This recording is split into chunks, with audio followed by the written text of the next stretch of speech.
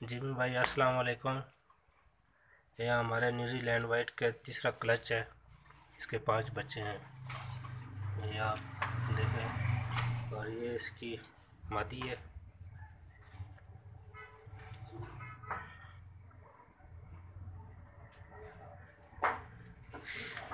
और ये पहला क्लच है।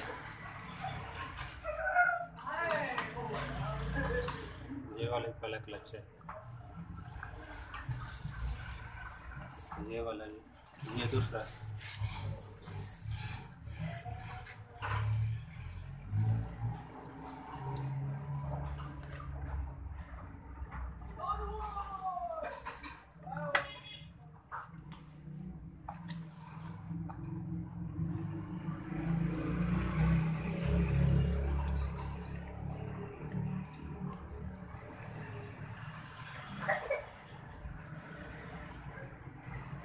ये इसका नारा है।